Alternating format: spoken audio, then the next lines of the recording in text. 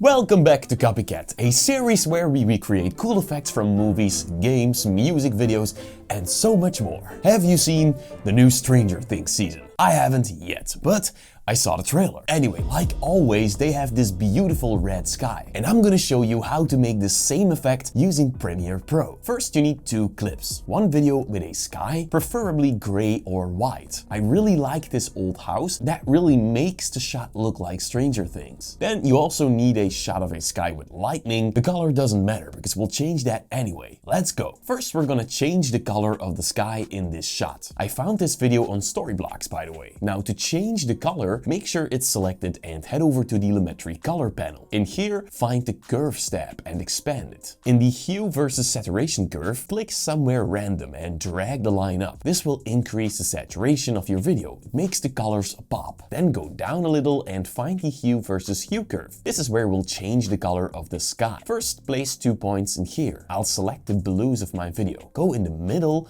and drag that third point down. That will make it purple. That means we need a bigger range. Let me extend it a little. Now you can add more points to fine-tune the color selection to make sure your sky looks completely red. This of course depends on your clip, but if you use the same one as me, this is exactly what you need. Beautiful. Next, head over to the color wheels tab, and in here we're gonna push a little more red into the shadows of the video. Feel free to decrease the exposure of the shadows to make it look deeper. Let me decrease the exposure of the mids a little as well, and look at that. A sky straight out of Stranger Things. Now it's time to drag our video on top of the clip of the sky. Then go to the effects library and find the Luma key effect. Drag it to the clip of your house. And with that clip selected, go to the effect controls. As you can see, this already does something to your clip. Now play around and tweak the threshold and cutoff settings. For my video, 50% and 80% works fine. And now I'm gonna reveal my secret tricks to fine-tune your video and really blend it in. But first I want to tell you more about the plugin I use to find my clips for this effect. Storyblocks. Every video editor needs high-quality stock footage. I think we can agree on that. I've been using this plugin for years. All you need to do is click the download button and boom, my video is in my project panel. You can type in a keyword, for example drone footage, and look at these beautiful cinematic shots all made by real human artists. They are not AI generated like on most stock libraries nowadays. You'll get unlimited downloads of diverse and high-quality media for one predictable subscription cost. Storyblocks has everything you need in one place. 4K video, HD video, templates, music, sound effects. It gives me unlimited content that I can use to test and experiment and create more effective videos. I told you this before, I use it all the time to create effects for tutorials exactly like this video. And of course to enhance the story I'm telling you guys. You can choose a monthly or annual plan, no hidden costs, no extra fees. Anything you download is 100% royalty free, pre-licensed and ready to use. No need to worry about legal rights or copyright claims. To get started with unlimited stock media downloads at one set price, head over to storyblocks.com/premierebasics.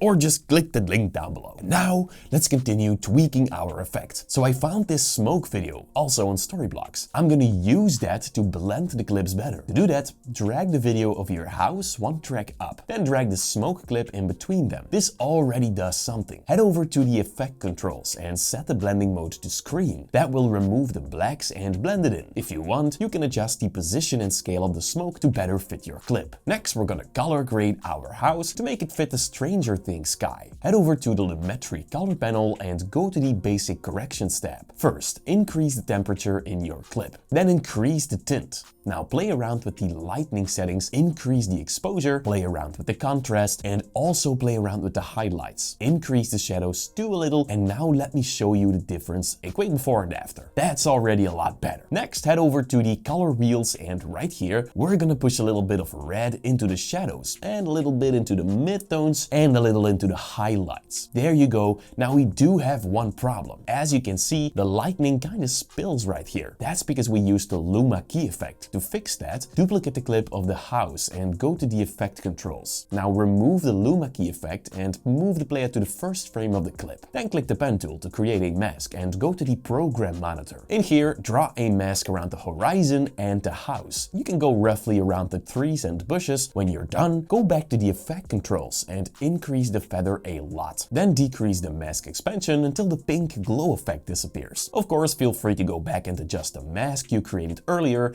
if it looks better. Next, add a mask path keyframe. Then grab the playhead and move a little forward in time. Then adjust the mask so it's tracked to the camera movement. There you go, that already looks awesome.